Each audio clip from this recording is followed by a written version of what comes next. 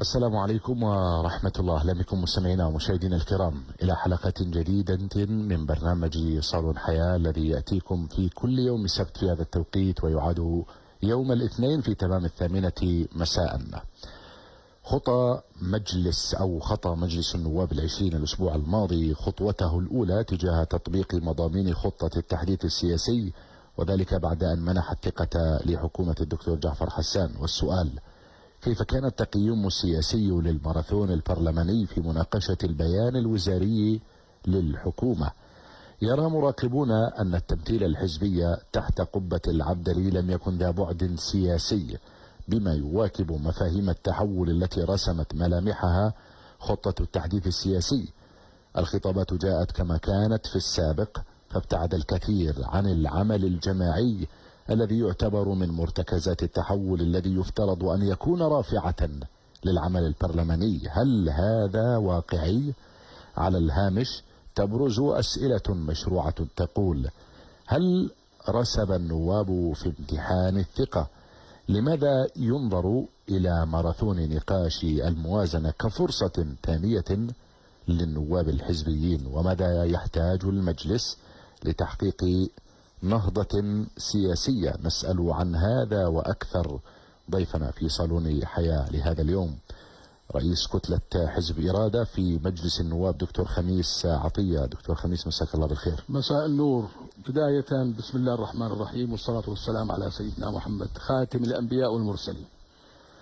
للتصحيح، أنا رئيس كتلة إرادة والوطن الإسلامي في مجلس النواب الأردني الذي نعتز ونفتخر فيه. بداية كل التحية وكل الاحترام وكل التقدير لهذه الإذاعة والقناة المحترمة الملتزمة الذي نفتخر فيها جميعا كأردنيين. بارك الله فيك. فكل التحية لجميع العاملين، كل التحية للشباب اللي عندكم بغطوا مجلس النواب الذين كانوا يعملوا خلية نشاط أمام القبة في الفترة الماضية. بارك الله فيك. أولا قبل الحديث دعني أتوجه بالسلام لأهلنا في غزة الصابرين الذين يتعرضون لأبشع جريمة عرفها التاريخ المعاصر. أهل غزة يتعرضون، غزة جميعها تتعرض لإبادة لم يشهدها التاريخ الحديث إطلاقا، لم يشهدها التاريخ إطلاقا. ولكن نقول لهم الصبر يا أهل غزة، إن الله معكم.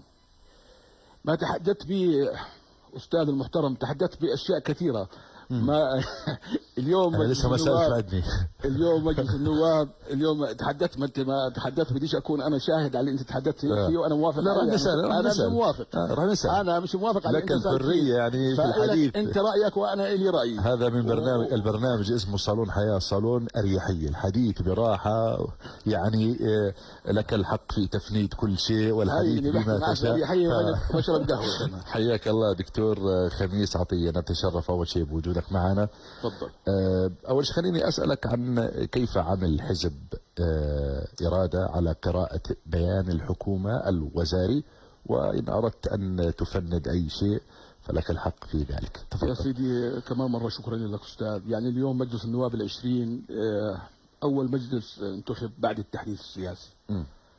وهذا المجلس عليه دور كبير صحيح. كلنا في أعضاء مجلس النواب أن نعيد ثقة الناس وأهلنا في مجلس النواب في هذه المؤسسة التشريعية المحترمة. اليوم نحن انتخبنا على أساس قوائم حزبية وقاعدين، والآن شكلنا كتل في هذا المجلس. لكن اليوم إذا أخذنا في الإجمالي ما تم من حديث لخطاب الثقة في مجلس النواب، كان حديث يتمثل بجزء كبير منه سياسيا برامجيا، يمثل الأحزاب الذي انتموا إليها ولو بشكل، في بعض أحزاب بينتها بشكل واضح، وإحنا حزب إرادي كان خطابنا واضح. وهذا يعني ما الكلمة التي أعدت في حزب إرادي وأنا اللي ألقيتها الصحيح، تشرفت بإلقائها، هاي عبرت حقيقة عن برنامج الحزب. وزملائنا في الكتل الثانية في الأحزاب الثانية أيضا عبروا عن برامجهم بهذا الحزب. صحيح شفنا كلمات فردية، شفنا كلمات فردية. اليوم لن نوصل لآخر الدرجة بنطة واحدة. احنا اليوم في بدايات العمل البرلماني الحزبي الأحزاب في منها أحزاب بعدها ما لهاش عمر طويل في هذا التشكيل، في أحزاب في زملاء في الكتل مش حزبيين ولكن انضموا لهذه الكتل. بدي أحكي لك إنه بجوز من حقهم إنهم يعبروا عن ما يجول بخاطرهم في مناطقهم.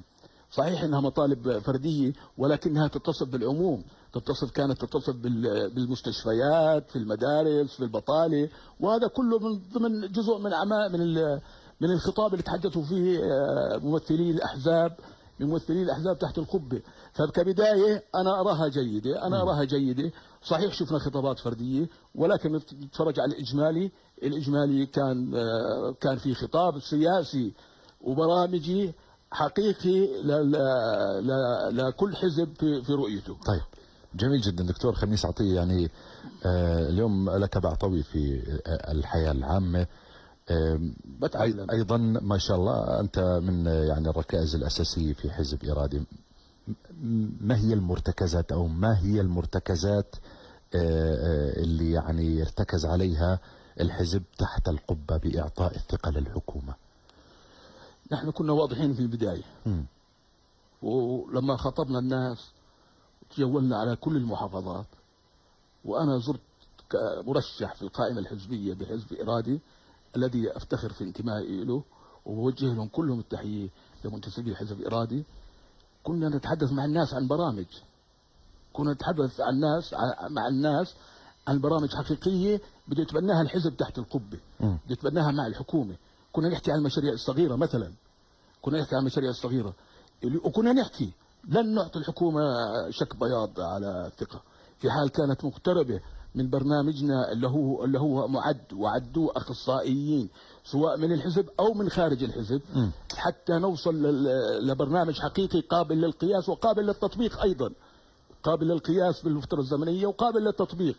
اليوم حزب إرادة ما رآه من رد الحكومة على أو بيان الثقة تبع حكومة الدكتور جعفر حسان لا اشياء قريبه. وتحدثنا في الكلمه اللي تحت القبه، تحدثنا وين اقتربنا، وين ابتعدنا، اين احتجنا اكثر والمزيد.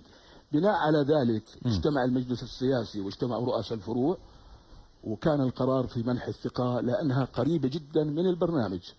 وبرضه مشكور دولة الدكتور جعفر حسان تحدث واخذ قرار في اول جلسه راح يودي برنامج تفصيلي فعلي محدد في مدة زمنية للبرنامج اللي تحدث عنه اللي احنا توافقنا عليه. وايضا تحدث اي كتله او اي حزب عنده برنامج بيقدر نطبقه احنا برضه راح نتبناه.